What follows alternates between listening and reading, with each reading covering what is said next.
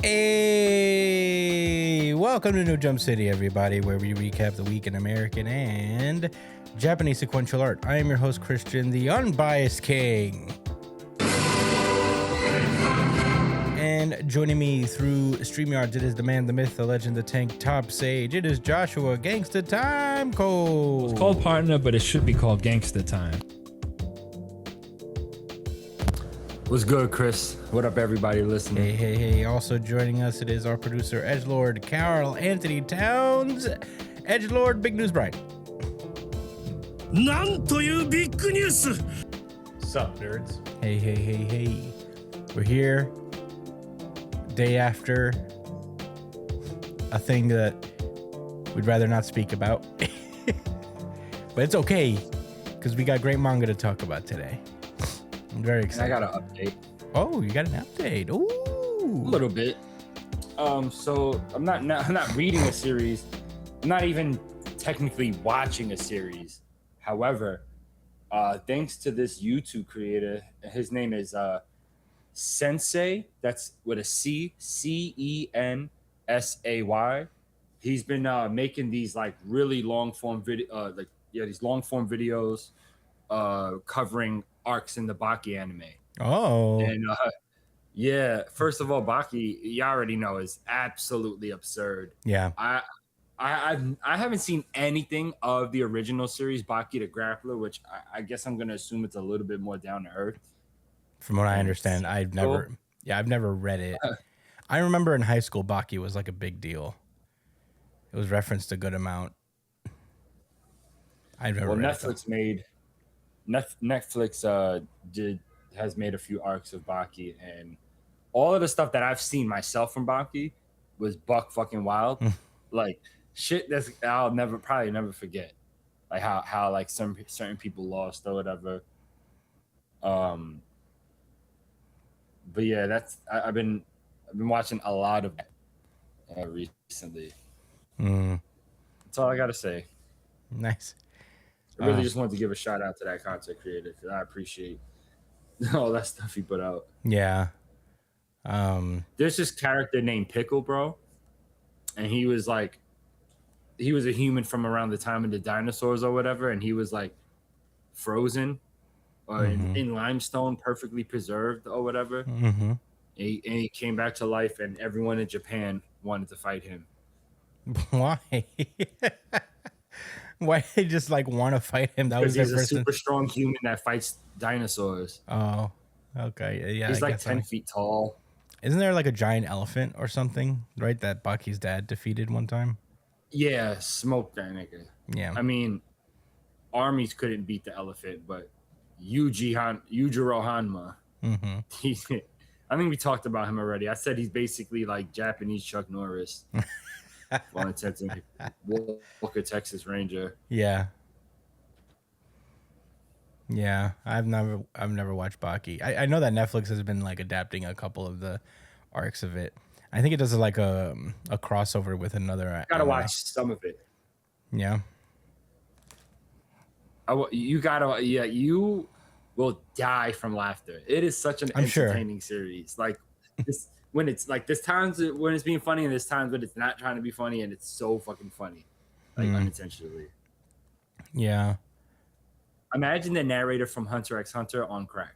I do love narrators on crack. Yeah. Well, Chris does. I need these narrators on crack. That's the end of my updates. Yeah, I don't Brian, know. you got any updates? Brian? I guess not. All right. I don't have any updates either. A new series has come into Jump. It's going to be in my probationary period, but it just came out. It's a gag series, kind of, which has like kind of the potential to go battle. Maybe if it gets into trouble. It's called Animal Signal. It's from the creators of We Never Learn. And I read it over the weekend. I think it has a really strong first chapter. If you're looking for a new series to jump into, I enjoyed this. It's about people who like it's a world where like some people are born with the abilities of animals, and there's this like animal control district that like kind of polices that and makes sure people doesn't use their powers for evil. But one of the characters, I don't think he has any of the powers, but he loves animals, and he's kind of just a stoic character, but he has just this love of animals, and he puts himself through quizzes. He's like, quiz time in his own head. He plays quiz games with it. That's how much he loves it. It's a very funny series. Very charming. His partner is a girl who has the abilities of a bat. She has like bat powers, and so she can like read his mind somehow because of it. And all he ever thinks about are animals. So she's just like, yeah. No, that's not how that works. Let me pull up exactly. Bats don't do that. Let me pull up exactly how they word it.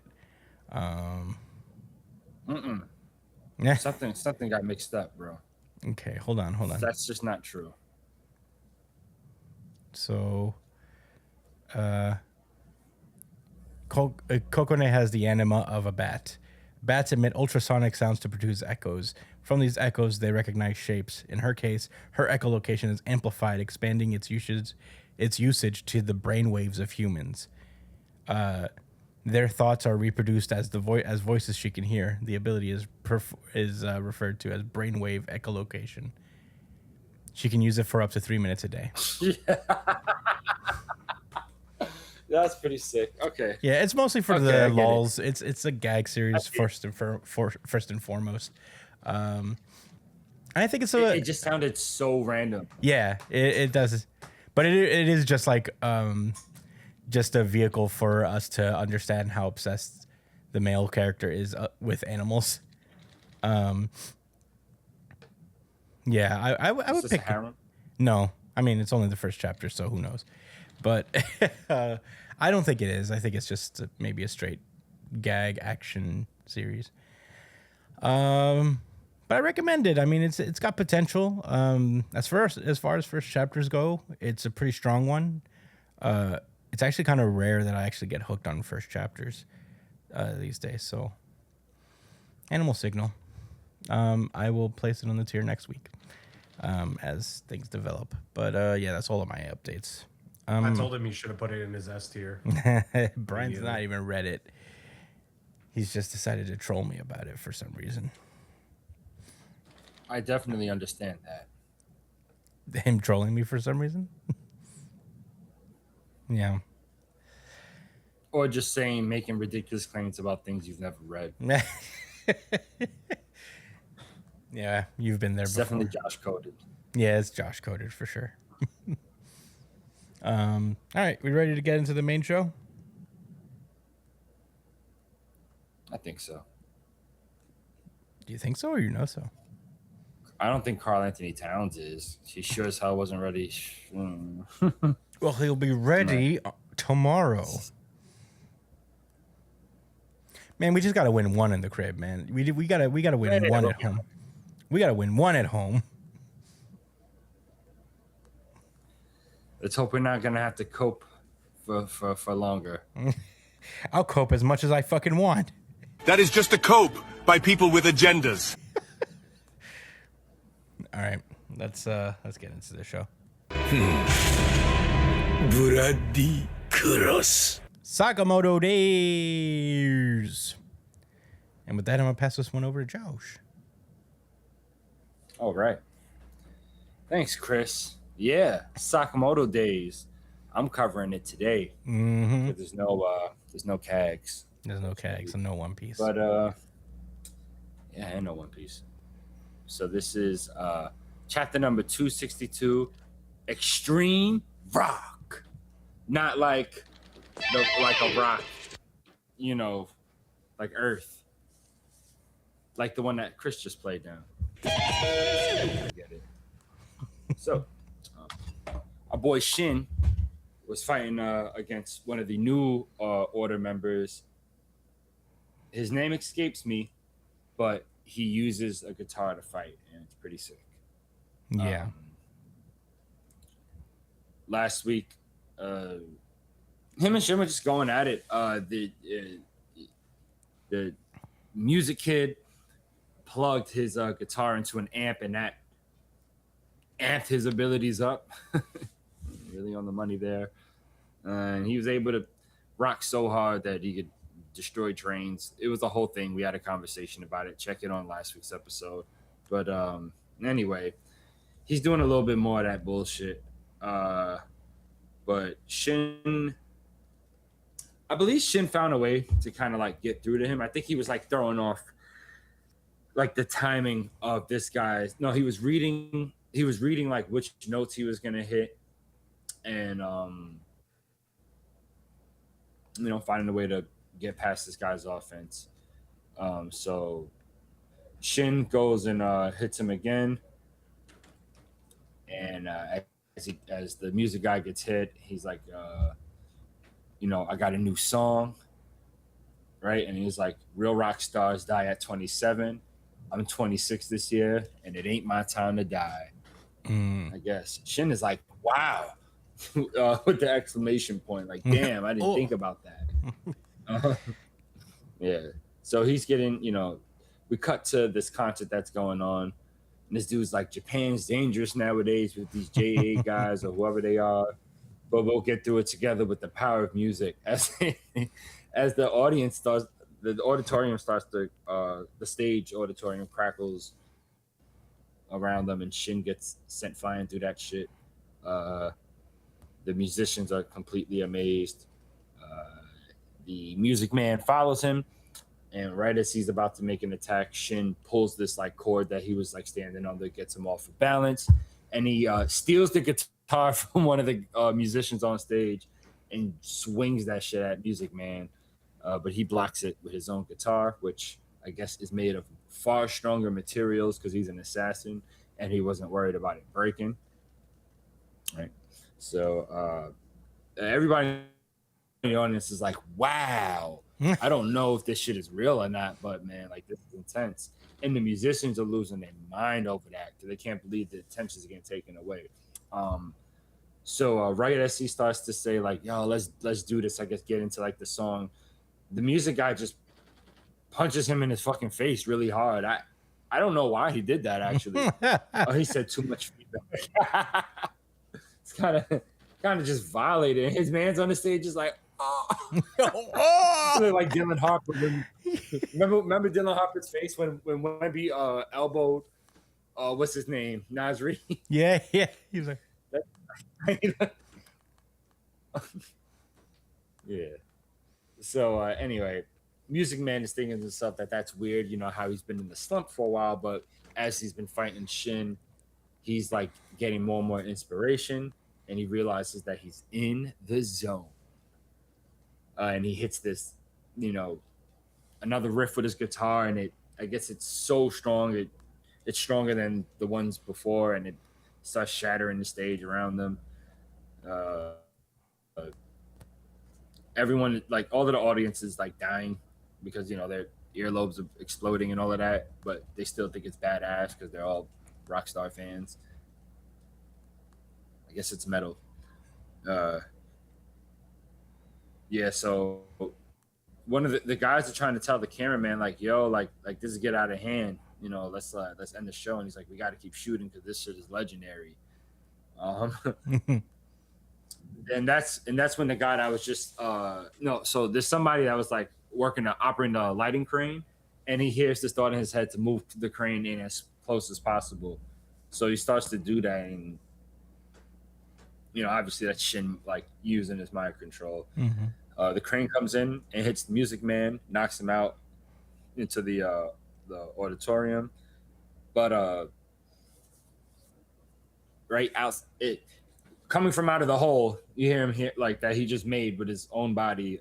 He says, "The sound doesn't stop. You can't kill rock and roll." As he's holding a mic, and he's yelling into it, and the shockwave is so great, it sends Shin back again, and starts killing people even more in the audience. Shin is kind of oddly confident for some reason. and he says, "Is that all you've got, Tokyo?" As he sends this thought into all of the crowd's head. So they all start shouting like so loud that it drowns out the power of the sound that the Music Man is creating. Um, and it's like the people in the auditorium are saying, "Wow, it's like he's speaking to me from inside my heart." Wrong organ, but close enough. As Shin says, max output, which is referring to him removing the limitations on his body to hit even harder and faster. And he punches Music Man straight through the guitar, right in his chest, as he thinks, "Oh, it's over. What a shame." I didn't even take my encore yet. As Shin raises his jacket up and says, "Thank you, Tokyo," in front of the crowd, and that is the end of the chapter, as he has defeated the Music Man. Brian, what are your thoughts? I thought this was a cool way to wrap up the fight.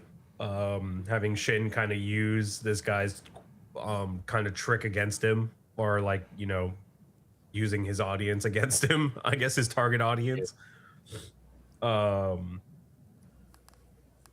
The action was pretty cool. I always love Shin's fights because they're very creative in the way that he solves the problem. The action scenes were pretty cool. Fucking love some, like this little this big panel of the sound waves going off and Shin falling backwards is it's a pretty sick shot. I just didn't think that he would lose like this, I guess, if that makes sense. Like, this wasn't what I expected for this fight. But if this is Shin's last fight in the series, then I don't know. I don't feel too bad about this one, or the way that it wrapped up. Especially with him kind of taking off his coat and raising it up, going, "Thank you, Tokyo." That was a pretty fire kind of ending to the chapter as well. But aside from that, I don't have too many thoughts. Chris? I really like this chapter. It was just a lot of really cool action. Shin got to win in a really cool way, and in a way that's very, you know, very close to Shin.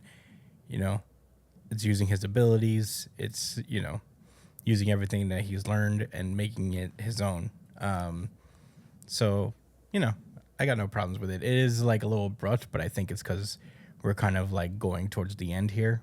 We're just wrapping up stuff. So, but in any case, I really enjoyed this chapter. I don't have much else to say. It was a really cool action chapter overall. Josh, what are your thoughts? I like the chapter. I'm a little underwhelmed by the, no pun intended, but by the performance of the music guy. I couldn't think of a better thing to say. So, but I mean, I like how, I agree with you guys. I like how Shin beat him eventually. Although, I mean, I know it's an anime thing, but sometimes when people just keep tanking big attacks, I mean, his shockwaves were busting trains off the fucking track, bro. Yeah. You know? Yeah, for sure. So you're telling me shit's taking a few of those? Come on, man. Yeah, I don't disagree with you there. I guess. I think the thing is just like, he was built in a lab, right, or something? Yeah, I mean, everybody in Sakamoto Days has like unbelievable durability. They take like these unbelievable. Yeah, these guys have like absurd ability to tank these crazy hits. Sakamoto does clear Toji from Jujutsu Kaisen. Yeah. When you think about it, it's like if everybody in this series has heavily restriction. It's just a series of heavily restriction users. Yes.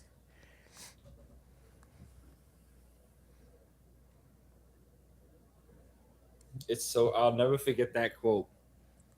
What do they say? Like, if there's like, what, I forget how they said. I think they said Toji mid diff, but if there's even any type of object in the room, like a misshapen like pebble, or even like a long enough blade of grass, like Sakamoto Yeah. basically is Yeah, no someone dick. said that. Yeah. Yeah. It's basically I like was the like, John yo, Wick that's thing true. of I've seen him kill 3 men with a pencil.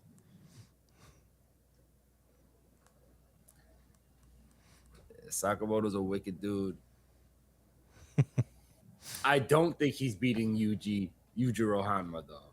You don't think so? I hate to say it. No. Not at all? Not even a little bit?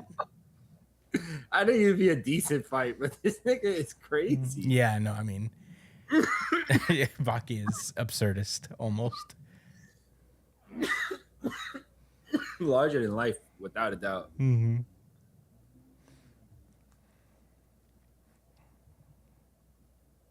Yeah, were those all your thoughts?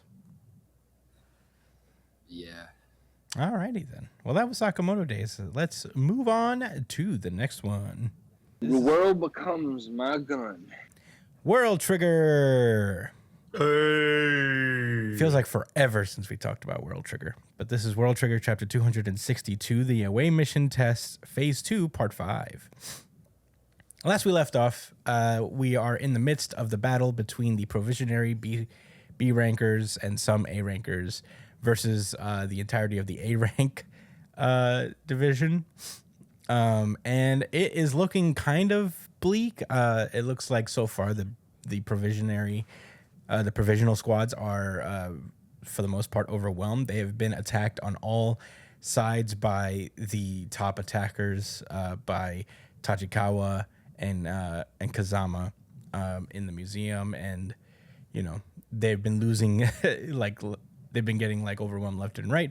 But a little strategy from Osamu has come a long way in helping alleviate some of that tension. They're not out of the woods yet, but their main strategy was to have Ninomiya as a carry around Chika on one of their mounts, their Mount Tryon soldiers, in an effort to attack their terminals using Chika's cannon sniper abilities. And we open with this chapter now where Arashiyama is calling Kusakabe squad to double back because they need help on defense. And plus, it's just probably already too late for the terminal that Chika is currently attacking. Arashiyama calls Kusakabe squad to guard their zone so that, they don't really lose any more terminals. Losing them will thin their central offense, but they'll figure it out somehow. And we see Arashiyama continues by saying that their Tryon soldiers' jamming ability can only be used so many times. So Ninomiya and Namatori are bound to pop up on the radar sooner or later.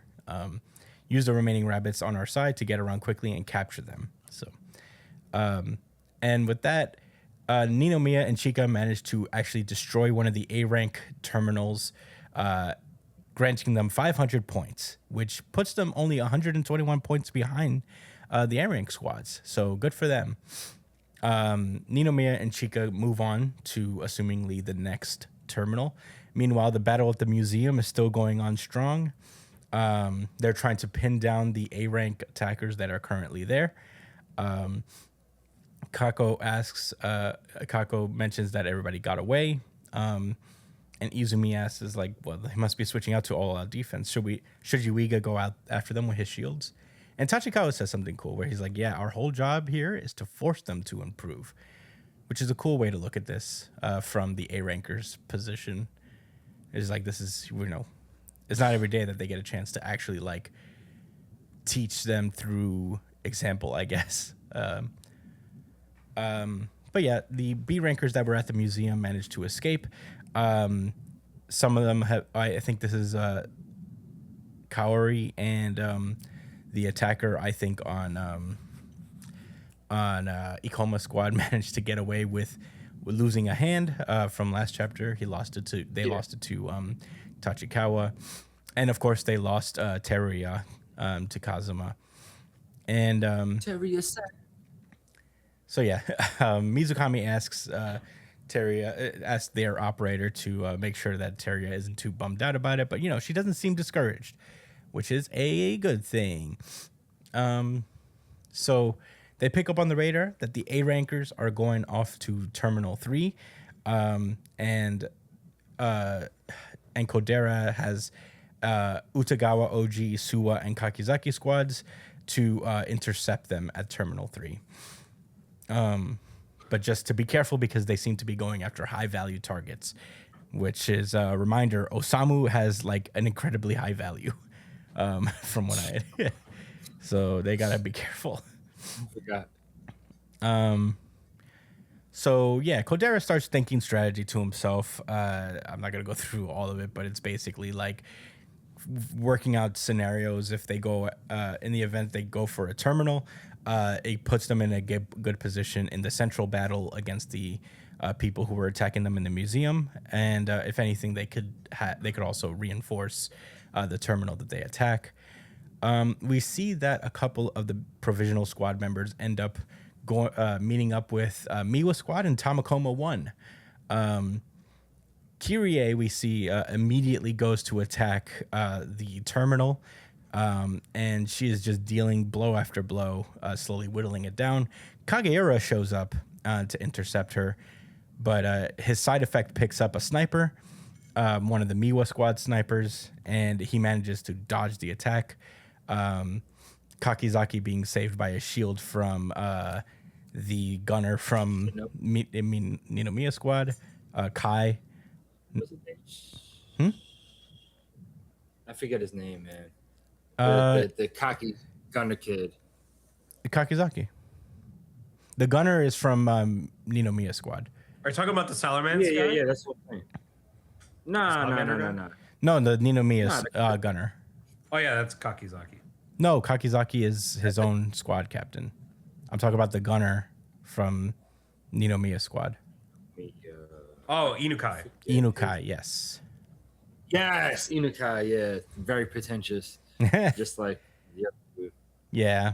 But that was a nice shield, bro. Yeah, for real. Noticed that, what's his name? I was gonna wait to say this, but like he knew to use that shield because Kagera like dodged. And he was like, oh, he's not dodging for no fucking reason. Go boy. Yeah, like, they could just instinctively cover his head. That was nice, bro. Ninomiya Squad is niggas is I mean, they were A rankers, so yeah, this is what you'd expect. Meanwhile, Kageura is locked in battle with Kyrie, and she manages to make position, like basically trapping him on the other side of the terminal, and they exchange blows with the terminal between them, causing some collateral damage to the terminal, which is a bummer.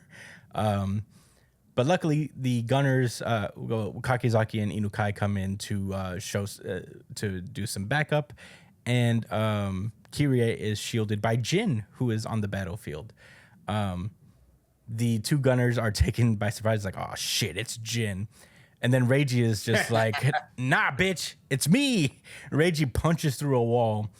And he's about to wind up for another punch, but Suwa comes in for the save, distracting him, forcing him to stop his attack and shield him up with his shotgun.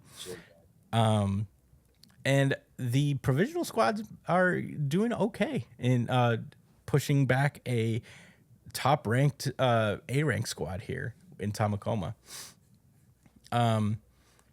Kyrie attacks Kagura from behind as he's attacking Jin, but Kitora comes in for the clutch and attacks Kyrie and occupies her. Okudera and the other attacker from, I think, Katori squad. Oh, that was Kitora. I got confused. I thought that was this. All right, never mind. Yeah, that was Kitora. Nice. No, that's Kitora's move. No, that's oh. that's Kitora. No, that's not Kitora. No, that's not bro. Kitora. That's That is Kitora. But they both have 06. No, Is it Kitora the girl? Right, the girl from Arashiyama squad? Yeah, it's but kid she's using on the provisional squads. Remember? But she's not there. That's not the person who attacks her. Is is it? It is Oh, her. it is Kitora. She uses scorpion. It is. Oh, it is her. Somebody else does a grasshopper for her. I was confused. I thought it was. Wait, no. Oh, right. Someone does a Squats. grasshopper no, for no, her. Okay. I see. Yeah. Okay. What's the name of this kid who It's does just that they don't show her face. the whirlwind with Okudera, I think. He's on Azuma squad. Okay, he's the one who used the Yeah, he used the That's grasshopper. what confused me. Yeah. Okay. So yeah, him and I think the other attacker from Katori squad, unleash a whirlwind and break through Reiji's shields, actually damaging him a little bit, forcing Tamakoma 1 to retreat, which is a pretty cool. Very It's a impressive. combination of two squads that it took to force Yeah, it's back. 3 and 6 that are there. And Sua with Sua as well. Yeah, Sua is also there. But yeah, basically they managed to save the day for now. And we see that the other reinforcements are heading towards the terminal. Yuma gets a little cameo. It feels like forever since we've seen him. So, lots of stuff is going on. The provisional squads are making up. Interesting that they're all bagwormed. Yeah. Whoever's squad Yuma is on, I forget who it was, but yeah, they're all bagwormed, so nobody can see them. Could you imagine not being able to know where Kuga is on the map? Oh my god. That's actually terrifying. Where is this little motherfucker? It just will burst out of somewhere and slice your head off. Oh my god, dude! You know what's funny? I've been watching season 2 and 3 of World Trigger, just because I just felt the need to get more World Trigger in my life, and it's just like there's certain kills that like Yuma does that are just fucking heartless, bro. Where I'm just it gives me like the meme, the ginger kid disgusted me like. Damn, yeah, he does do some grimy ass kills. I remember he had like someone pinned on the floor, and then he had someone pinned on the floor, and he used like scorpion on his foot and dragged it until it cut off this kid's head on the floor. Oh yeah, I remember that. Oh, I remember when he did that. Yeah, Wasn't I'm that like- during the first Oki fight? Yeah. When I think he did it to one of Kaki. What are they I fighting? think it was OG Squad. No, he did it to It one was of like I think it was one of the Kakizaki kids. He just like cut his head off. The OG squad guy, I think he like was flipping in the air with a bagworm and He did cut the this guy. buzzsaw Yeah, the shit, buzzsaw. I'm like, yeah, that was crazy. Yeah, Yuma does people That was greasy, bro. So cool. Yuma does shit. Oh my god. Yuma like humiliates people. It's crazy. But anyway, one of the operators picks up enemy Tryon soldier movement, and sees that 3 of them are moving towards Terminal 1. So they're saying that our opponents can only employ standard issue. Like the A rank the A rank squads only have access to standard issue Tryon soldiers. So they're not like the provisional squads that were able to customize their soldiers. So they're trying to figure out which kind of Tryon soldiers that they're using. And he's like, anything weaker than Marmods we can easily defeat. And Osamu, who's with Oki right now, comes in the comms and he mentions that there are Ilgars, those big flying Tryon soldiers that we've seen in the opening chapters of the series, that are basically bombers. They unleash bombs from above and they can kind of kamikaze into places. Yeah. So Kojira's like, oh shit, this changes everything. To take those down, we'll need heavy firepower. And then he thinks about that Chika is still around, speaking of heavy firepower. And yeah, so they're like, they know that Chika is across the map, so it won't be so easy to get rid of without her. So that's why they're sending the Ilgars to us.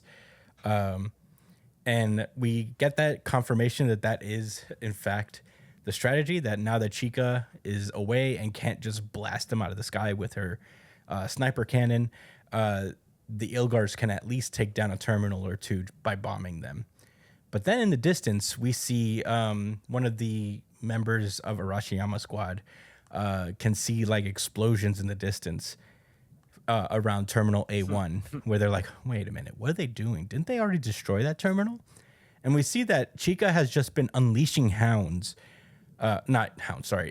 unleashing meteors into the ground near where the terminal is. And the chapter ends with Arashiyama being like, what are they up to now? And that is World Trigger. Oh, man. Josh, what did you think about World Trigger chapter 262? GC without a doubt. Oh, yeah, me too. Yeah. Unified RGC. Unified RGC. Unified RGC.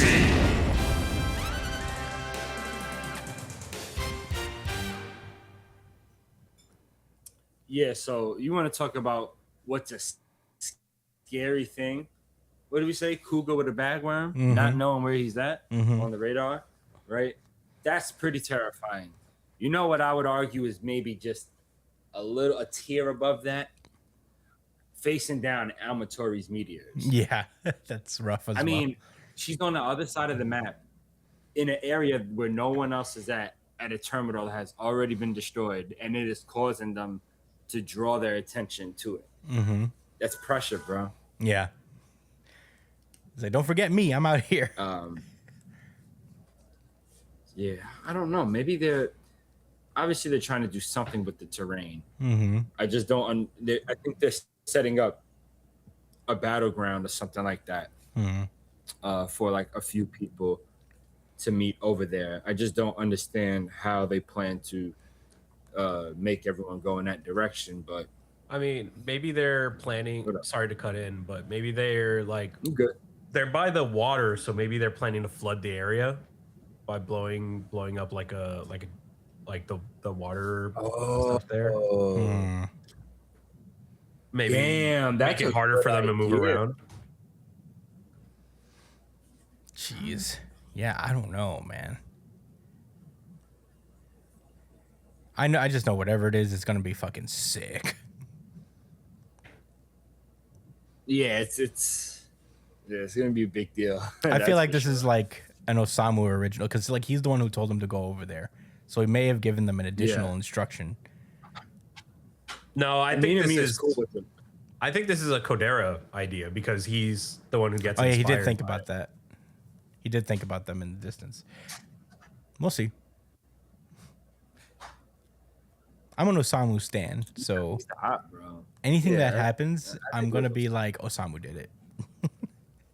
I think all jokes aside, though, like Ninomiya is along, right along with her for the ride, and so clearly he approves. He's with the, cool with the. It might have been a Ninomiya original. He's not a slouch either. It comes in terms of surgery strategy. All I gotta say is like, man, what a fucking beast of a duo to have operating on their own, because they can for sure take on literally anybody that comes their way. Anybody. Like literally anybody. Ninomiya on his own is a one-man army.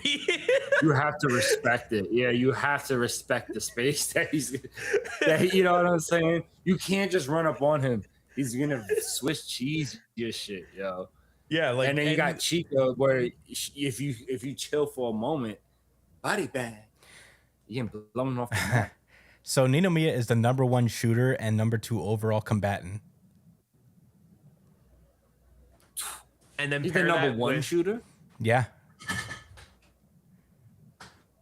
And then pair that with Chica and her like endless fucking reserve of Tryon. It's actually like, yeah. And in all you of can't beat those two in a straight fight. In straight up all of Border, he's second only to probably Tachikawa. Wow. I still want to see the second shooter, the second best shooter. I forget her name, but she has like a cool Kako? Yeah, Kako, yeah. Her shots look look cool. Yeah, I don't know what they are. Like They're definitely like some kind of composite bullet.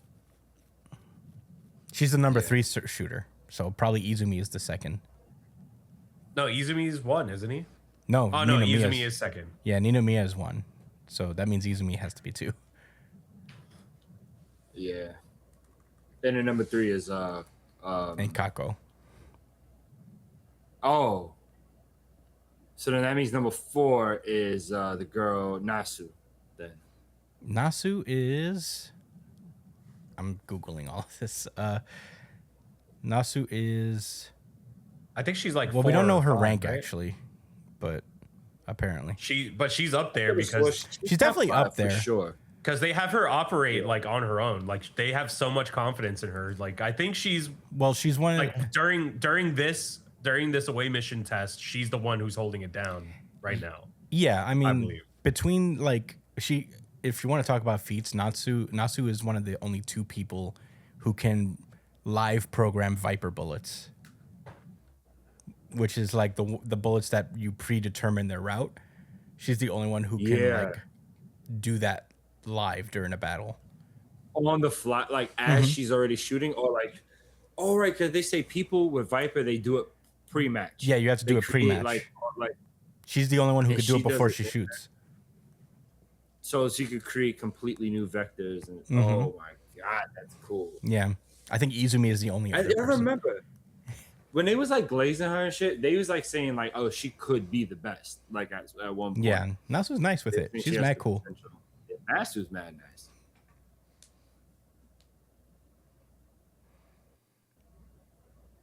It's sad that she's not here. I feel like she would have like crushed it. Yeah, she's not in this. Mm-hmm.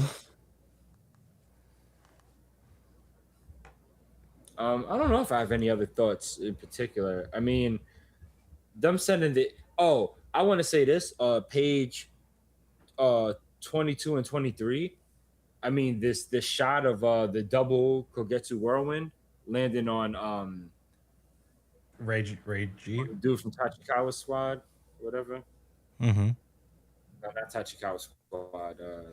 Tamakoma 1. Reiji. Yeah, Tamakoma. Thank you. Yeah, when he landed the double Kogetsu whirlwind on Reiji, that was sick. Yeah. And he made that looked really, really crisp. Hmm. That was a nice. It was just nice because they got surprised. Couture was able to get her name, get what's her name out the play. The other chick from Kyrie. whatever. It just isolated Reiji and put him in that position where you had to like guard him. Yeah, Kyrie, thank you. Yeah. This was a really dope fucking sequence. Then just to be saved, bro used his cooldowns to save his fucking life. Oh my god! And then they started dumping on him and forced them to be defensive. That was crazy, man. That was, I mean, you want to talk about a reliable guy? Yeah. Says Scooter on the defense, gunning you down. He's just textbook.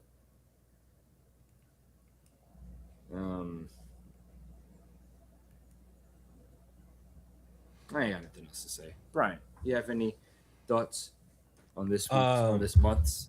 I have a couple thoughts. So I want to go back to Kuga Squad. I don't know who the captain is of that team. I forget. Do you guys know? I don't remember. I'll look it up. But yeah, keep going, I guess. I think it makes Wakamura. Oh, No, okay. Wakamura. Am I bugging? No, Wakamura's Husei's squad. Yeah, no, you're right. Kitazo. right. Yeah, I think yeah, it's Kitazo's squad. But I'm looking up. Really, Kitazo? I think so. I don't remember him being there for the like the whole backstory thing What do you mean? for the ghost girl, the ghost girl operator, Ghost and her Girl? side effect. Yeah, like she can like project a ghost. Right. Yeah, it's so weird. Oh, yeah. Forgot. The one with the black hair. Yeah, she's all like scary and shit. Yeah, she's the one. She's the one who appears like right after. She's She's the one who appears right after this, like after they show Kuga and all his people. Hold on, I found the squad list. I'm looking through it. He is on Utagawa's squad, There you go. who is he's an Arashiyama squad member. Right? Am I bugging on that? Is he? No, he's a member of Kazama's squad. Oh, duh. Strange that he's not there with them. Well, he probably is just off panel. I don't know. I feel like usually they kind of. They can't fit I everywhere. feel like, because the thing is, I don't feel like Utagawa matches the rest of these people's play style, if that makes sense. Like Kuga is a master ambusher, and this guy, the guy with the gun, I forget his name. Arashiyama, I think his name is something like that. Urushiyama. He's also like kind of a solo dolo guy in a sense. I think he's Yeah. like, you know, he tends to go off. I don't know how he fights. Yeah, we've never seen him fight before. This is his introductory arc. But I think that it makes sense that this squad is Urushima. the ambush. I think this squad makes sense as the ambush squad. Yeah. Because Utagawa's an all rounder, you know? He could be an ambush kind of guy. with this girl, potential girl, and Potential girl. the sniper guy, I feel like they have a really good ambush squad here, especially with the extra intel that they can get through their operator as well. Yeah. So that's a pretty dangerous combination here. But another thing that I wanted to talk about was the contrast between Inukai and Kagira. Because, Josh? I'm here. Oh, okay. Like this, we've already talked about this interaction, where you know they shoot at Kagira and then he dodges and then Inukai puts up the perfect fucking shield. I think it just goes to show like the level that these two play at. You know, like these two are both extremely elite in their own way. Like Kagira is able to go in and kind of take on like an A ranker, like a top A ranker. Like what is she? No She's doubt. like number 3. Who is? Konami. Yeah, she's the number 3 top five. attacker. And she would be higher. She could probably be higher too if she were allowed to be in the rank wars. But Yeah. so Kagira being able to go in there and anchor, and I feel like Inukai is the perfect, you know, like by the book, like perfect play kind of guy. Like he puts himself exactly where he needs to be. He doesn't overextend. He always goes to make the right play. And you could see it in the way that he kind of, you know, operates alongside like somebody like Kagira and stuff like that, and help and supporting him. Though I will say it's really, really impressive that these guys managed to push back Tamakoma 1. Yeah. Because these guys are no joke. And this is our first time seeing all 4 together for the first time. So we'll get to see how these guys kind of operate in a sense as well. And with like Jin. Jin. With Jin in tow. So that's pretty dangerous. We didn't even get to see Jin really fight. He kind of just played defense for the most part as well. So that's another like ghost ranking kind of attacker that's on their side that could be like literally like a top 5 attacker on their team. Yeah, Jin wasn't ranked because of his because he had a black trigger.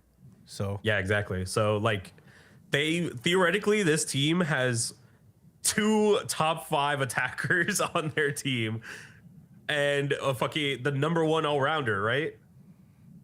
I don't know. With Reiji. Oh, I guess yeah, Reiji. Reiji is the number. So they have an insane amount of talent here. I don't know where Kyosuke ranks in the shooter category. Yeah, I don't know either. But I don't know. Kyosuke never really impresses me, to be honest. I don't know. Compared to the other ones, I feel like he's he's not really the cream of the crop, you know? Yeah. But man, the strategy in this series and the way that everybody kind of just man, I love this series so much. I wish it was a weekly again. I miss it so. But that's it. I don't have much else to say. Chris. Yeah. So good. I mean, you know, I sing World Trigger's praises every time I can. It's just such a fun read. No other series like captures a real sense of strategy like this series does. Like nothing really comes easy, you know. Everybody has to be like kind of a really good thinker in one way or another. And it's kind of like I'm kind of envious of how he could write characters like this, you know. They're all just like so smart, but in like a realistic way where everybody's like making reasonable choices and like thinking their thought processes don't seem like they're pulling stuff out of nowhere. It's just so good, and I'm like waiting on bated breath for this like World Trigger reboot anime, because I'm hoping it's another chance for more people to like find this series and get into it. So cross fingers that third time's the charm with World Trigger trying to break through into the mainstream. But yeah, as for the chapter itself, I'm very excited to see what happens. You guys pretty much nailed everything that I wanted to say. And I'm just very excited. I'm super impressed that this is like their first solid W, is pushing back Tamakoma 1. So I'm proud of our guys. But yeah, that's it.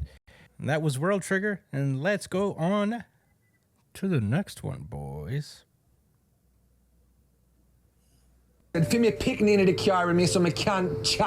Ichi the Witch.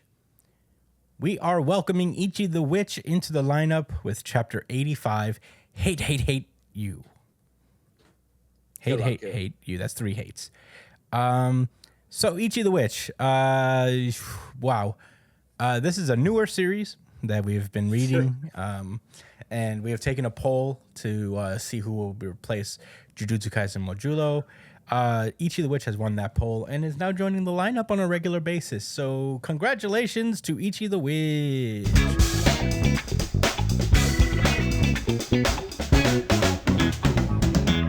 Not the sound I meant to hit.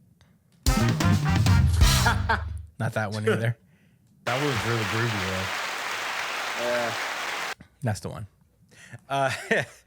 So, yeah, this is Ichi the Witch.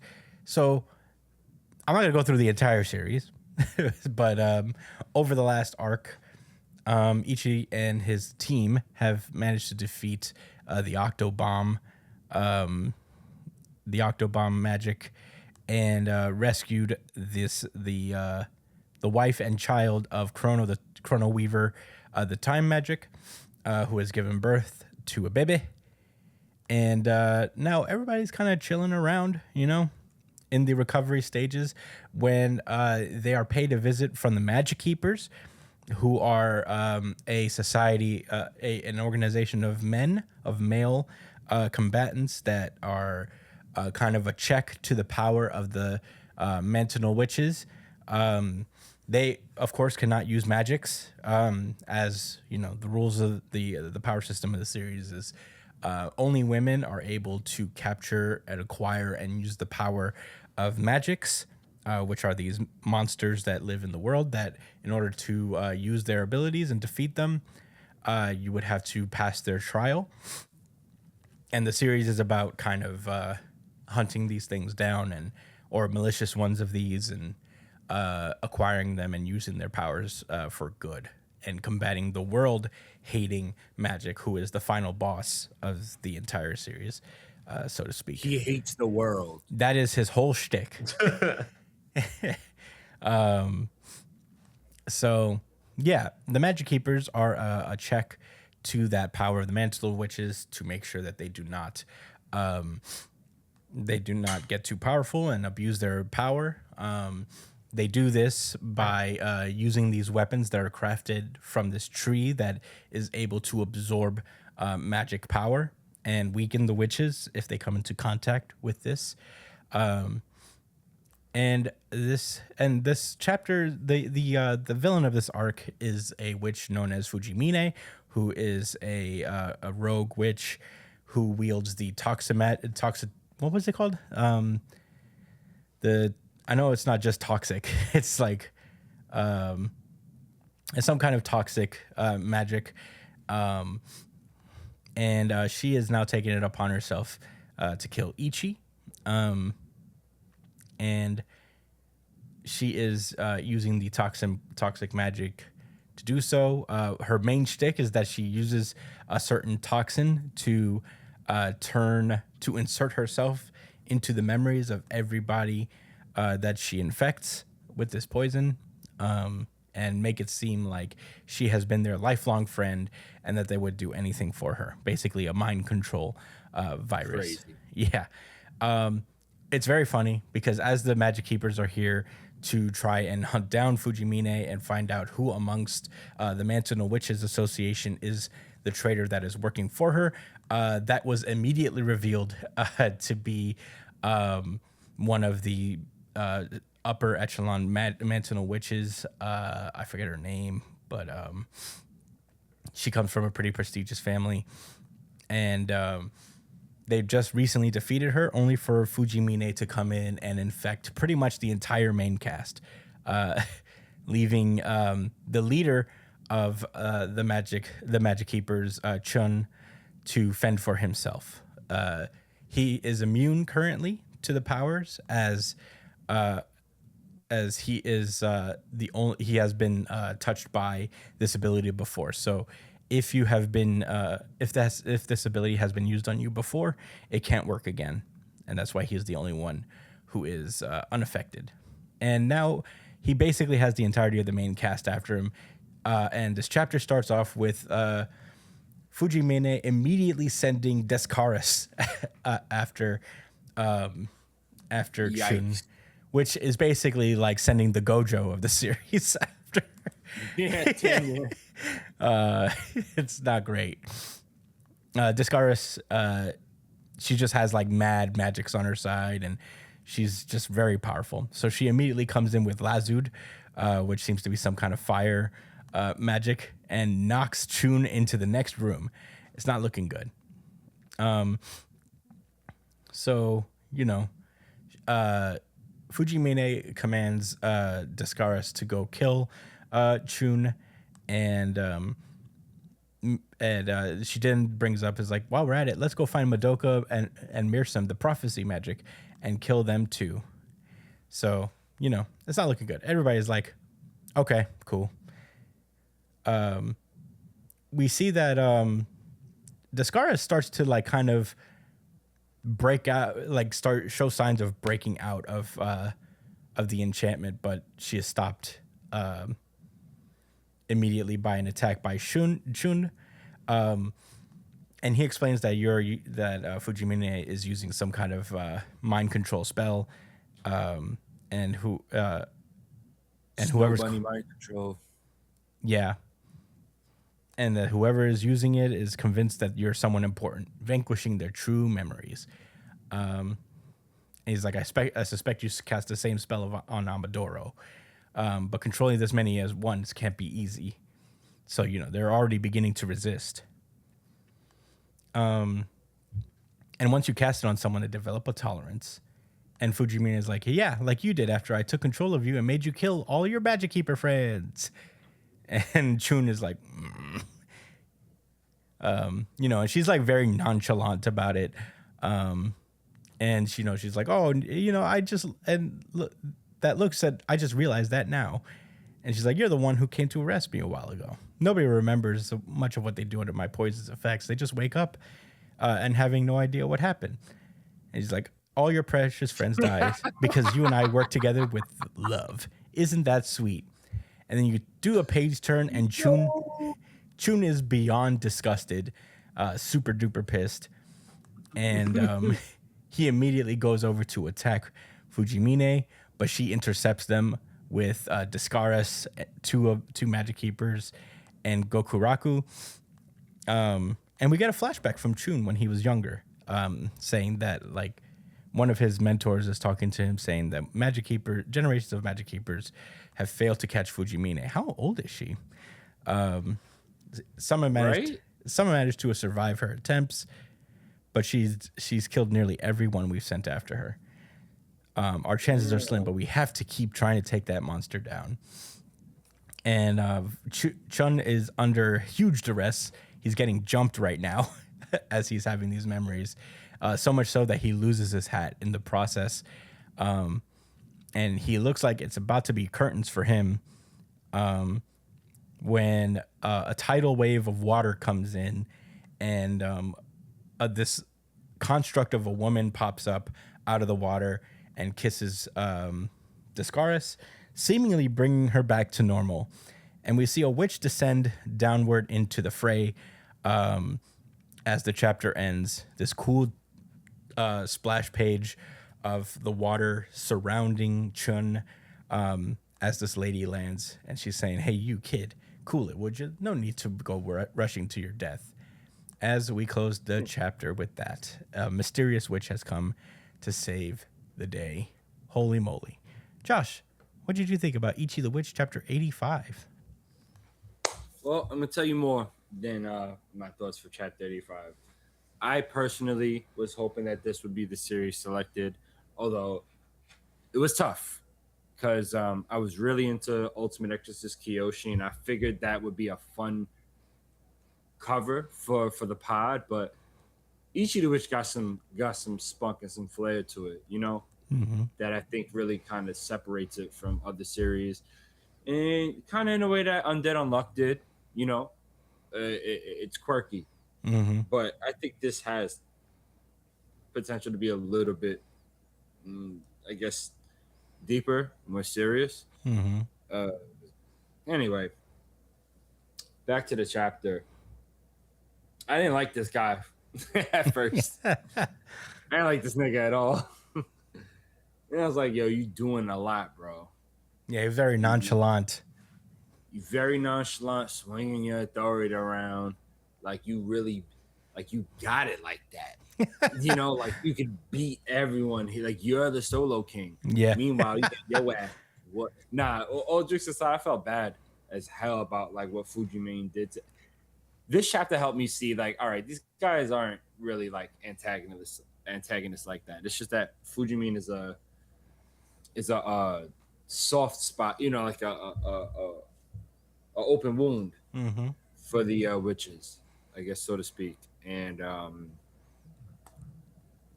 these guys are being very crass about it, but understandable knowing the damage that she's caused. She's a problem, you know. It's, you know, not saying that she needs to be murdered, you know, and I don't think that these guys are doing that, but she needs to be locked up. She cannot be free to do whatever she has been doing. She's a bad person, controlling people's minds. No, replacing people's memories. That's some, like, remember the nigga from Bleach? He's sitting in the chair planning right now. Aizen? Aizen, yeah, that's some Aizen shit, bro. Yeah. Some Aizen level deception. She's like, I was always your friend.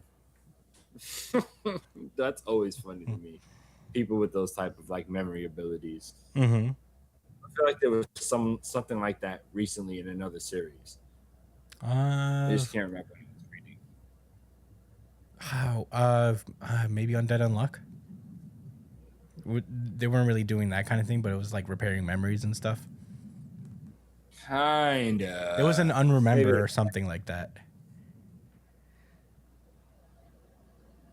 There was a character like that, but I don't think that was quite what I had. But whatever. I'm rooting for this dude now. You know, after what Fujimi, as far as like them having to capture this witch and, you know, supporting these dudes, she's got to go. I'm very intrigued with this new witch.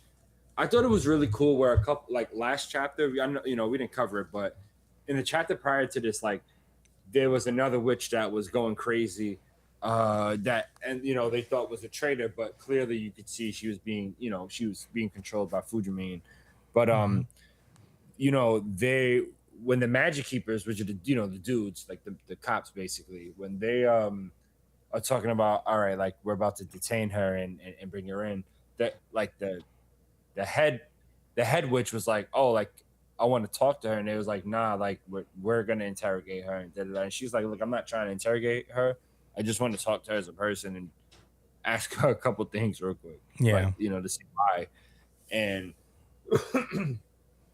as she was saying that, she expressed to the magic keeper how, look, like while you was having that fight with her, all of us was holding it down. That was watching all these super fucking powerful witches that absolutely could intervene and stop this shit right now, decided to hold back because they knew that it wasn't, it's the magic keeper's jurisdiction to, deal with these type of people. So the dude respected that. It gave her the chance to talk to Amado, the one that they thought was a traitor. So, I mean, I guess I said all that to say, like, these were the witches that was like this water witch, and I guess whoever else might pull up, they was like watching, like, oh, they see all that shit happen. Oh, No, Fujimi's wailing. I gotta go now.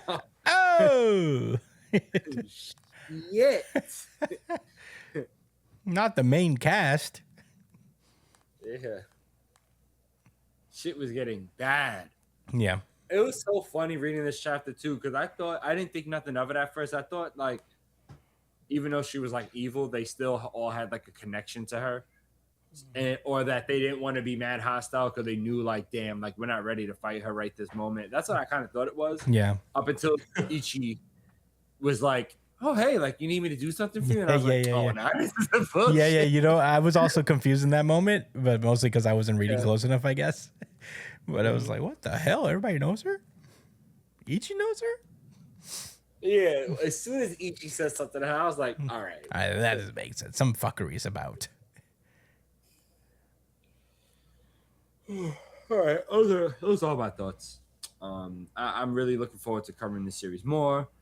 And seeing what you guys think about each chapter to chapter. I don't have to read it alone anymore. Nice. And neither do you guys. Yeah. Listen. Great. Oh my, Tony the fucking Tiger. Great. Right, Brian, what are your thoughts? Man, this guy, his name is Chun, right? Yeah. This dude's a beast. Just casually 1v4ing and standing a pretty good chance against them, to be honest. Yeah, Goku Raku's no joke. He's like... You almost said it. What?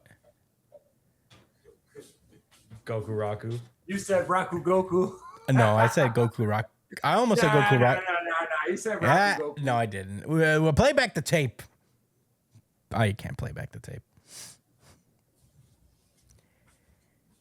But go on, Brian. Sorry. So is this is the who is this lady again? I forgot her name. Which lady? The one at the end? Lady in charge of the I don't think that's her. I think it's a different witch altogether.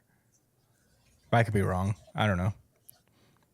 I don't know. I guess it kind of has her same vibe. The streets are saying that it's a witch called I was just looking it up. Trikaputo. Whoa. Come on, man. What the fuck? Why'd you call me that? The streets. Talking about Ichi the Witch? Yeah. Ooh. The streets. Ichi the Witch has streets. Okay. Okay. That's cool. She's the villainous witch. Oh, I remember her. Wait, what? Oh, yeah. She Those is? are her gloves. Yeah, this is her. She's a villain? No, but I guess it would make sense why she's calling him a kid then, because yeah, no, she's very one of the old. Mansional witches, but her nickname is the villainous witch. Wow. I feel bad for the magic of this girl, of the girl that's messing with people's memories and shit. Like that flashback was so sad for that magic, dude. I actually felt so bad for it because all it wanted to do was just chill and hang out, man. And then this fucking asshole comes over and takes him. Yeah. Cringe. But yeah, I don't have much else to say. This is a pretty cool chapter overall. Can I jump in real quick? Yeah, sure. I mean, you want to talk about pure comedy? Well, depending on how you look at it. At page 10, when she's like, when he has that look on his eyes, like of realization, and she's like, "Oh, that look said, I just realized that now." Yeah, she's a troll, bro. Yo, you must be that boy. Yo, yeah, she's got to go. Yeah, she's got to get out of here, bro. She's got to get dealt with, bro. Yeah, I mean, I really enjoyed this chapter. When I first started reading Ichi the Witch, I thought it was good. I enjoyed it. It was like a solid 6.5, 7 series, but like over the last couple arcs, it's been really growing on me, and this last arc has been very fun as well. So, I feel like it's kind of on the up and up. And I think it's just going to be kind of the next thing in Jump, to be honest. It does really well in the rankings. It maintains like top 5 rankings, pretty consistently. So, I think we got a good one here with Ichi the Witch. This chapter in particular, it was cool to see Chun's backstory and get some more layers because he, like Josh said, he has been very nonchalant and just like, we're just gonna come in and fuck shit up, Yeah. You better do what we tell you because we're just as strong as you. Yeah, that's exactly, yes. Like, yo, you better relax. Yeah. We haven't even seen her powers yet. I'm talking about the headmistress, Yeah. You swinging your nuts around in her office. You're wilding, bro. Yeah. She's gonna turn you into soup, nigga. I'm the soup witch. Imagine. But yeah. Yeah, this was a really cool look into it, and it was cool to see him stand on business here and go 4-on-1 here and do okay. He tried. I mean, the roster he was up against is stacked, to be honest. Yeah. So I don't blame him. I'm looking forward to see what this villainous witch can do. I don't know why you would go by the villainous witch in a good organization, but maybe it's just like she's just so nasty with it. She's just so nice. She's just like disrespectful in combat. Right? I wonder how this magic keeper dude's gonna feel about that. Like, oh, you're the villain. Like, I need to investigate you. Nah, you're under arrest. Yeah. Freeze. I seen what you did to that other witch over there. You made your water kiss her. That was indecent. Yeah. But yeah, those are all my thoughts. I'm excited to have Ichi the Witch in the lineup, and excited for the future of this series. We ready to move on, boys? Yes, sir. Yeah. Let's go.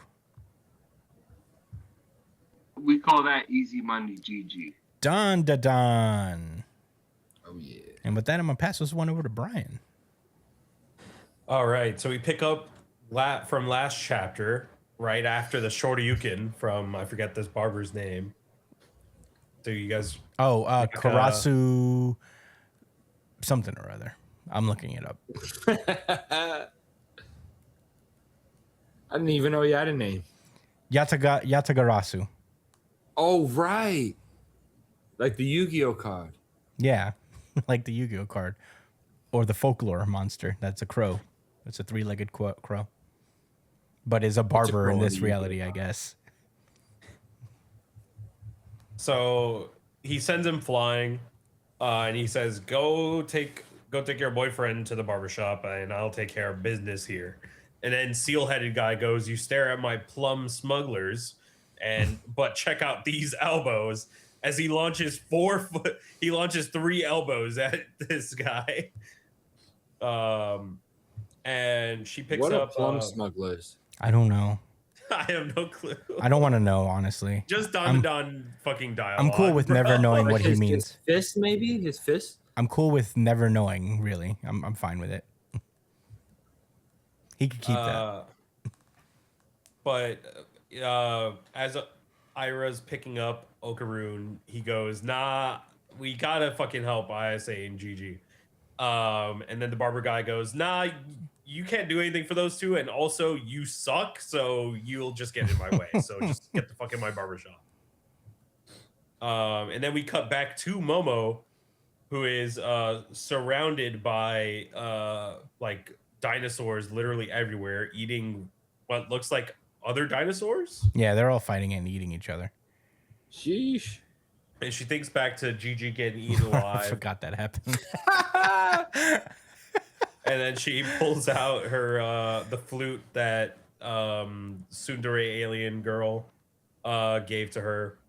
But she chooses not to blow the whistle because it'll probably give away her position and she'll get in trouble. And as this happens, a dinosaur breaks into the exhibit that she's hiding in.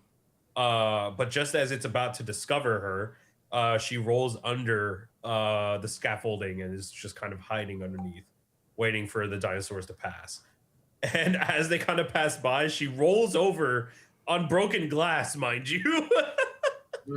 Yeah. And rolls over to the other side of the exhibit scaffolding underneath. And she just continues to jump around between exhibits and stuff like that. And she spots dinosaur balloons, of which she climbs over to grab and then counts down from 10. And then right as she hits 1, she throws the balloon, making it do a bunch of noise, attracting all the dinosaurs, causing them all to run over there. And then she takes that opportunity to run away. And as she's running, the dinosaurs catch on and they immediately start chasing after her. And then she's running towards a gate and slides underneath it as the dinosaurs crash into it. I forgot about this. And she's just like, screw you, don't mess with humans. As she turns around and sees I think this is a Stegosaurus. If I I'm not don't know mistaken. what that shit is. Spinosaurus? It's a fucking problem source. I think, no, it's not a Stegosaurus. I don't know what it is. It's a Spinosaurus. Spinal. Oh, I was. Yeah, you were close. That's what I said, right? yeah, it's a you were very Spinosaurus. As she kind of turns around and sees a giant Spinosaurus in classic Dandadan, like extreme detail drawing of this dinosaur in this How long very does it dark take him room. to do this? That's probably why he takes breaks every once in a while. To draw big dinosaurs. Yeah, I'm to not. draw Yeah, these he's like, I'm crazy not ass- relaxing right now. I'm literally drawing a 2-page spread that takes 2 weeks to do. But that has been Dandadan. Josh, what are your thoughts? Stegosauruses are deeply intimidating. I think they're scarier than I mean, T-Rex. Spinosaurus.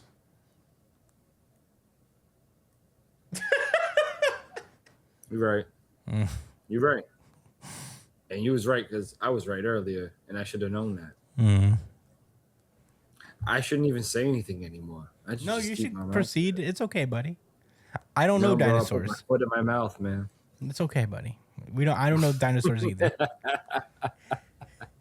No, but this shit really looks intimidating. Yeah, I hate this shit. And she still don't have her abilities, right? Mm-hmm. Good luck. Maybe Gigi is gonna come and save her riding on the big brontosaurus. That's the long neck dinosaur. They're not even carnivorous. Why would it eat Gigi? It's probably a good person that did that. But then why would they leave Ayase? Maybe because she ran. The balloon blew the whistle, right? Yeah.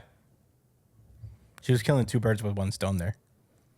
Yeah, that all right. So this person, it's that woman, right? That's in that robot suit. Yeah. It is. She owes them a favor. Is that how that works? They gave her her a whistle, you know, in case she ever gets in trouble, they could come and protect her. I don't know why. I don't remember why. Yeah, it's really interesting. Yeah, I did not think we was gonna get Jurassic Park in Dandadan, but here we are, and it actually is pretty terrifying. I mean, seeing Momo sneak around all of this, I felt actually like you know, in manga, especially when you're reading Sakamoto Days and a few other series, you know, people's morality doesn't really occur to you until the author finally allows someone to die, and you're like, oh shit, people can die. Huh? Maybe this is fucked up after all. But this situation, I really felt like Momo's life was in danger. It's hard to explain. Well, yeah, it's just one normal person versus 17 dinosaurs. I think it was mad real when they showed the other dinosaur getting tore up by by the little, you know, velociraptors, I think they're called. So, yeah, scary, spooky stuff. What's your thoughts, Chris, on this chapter? Yeah, I thought this chapter was great. Momo killing two birds with one stone was really cool. Very smart, using the balloon to not only blow the whistle, but create an opportunity for her to escape. I thought that was so smart and so cool. Unfortunately, it didn't work out because she just ended up with a much bigger problem on the other side. Gigi has to come in and save the day for a second here because she does not have her abilities. So it's going to be pretty rough. Unless she can, like, be super quiet and stealth around because this thing probably hasn't noticed her yet exactly. Yeah, that was very fun. The barber doing his thing was pretty sick. You know, great chapter of Dandadan. I don't have much to say outside of that. I enjoyed it a lot. Any rebuttals or anything? No. All right. Well, that has been Dandadan, and that has been our show. Thanks so much for listening. As per usual, you could find me at the Chris Espinal on Twitter and Instagram. Josh is at JDCole_37 on Instagram, at New Jump City Josh on Twitter. Brian is at b.esp on Twitter and Instagram. Email the show at newjumpcitypod@gmail.com with any questions, suggestions, anything you guys want us to talk about.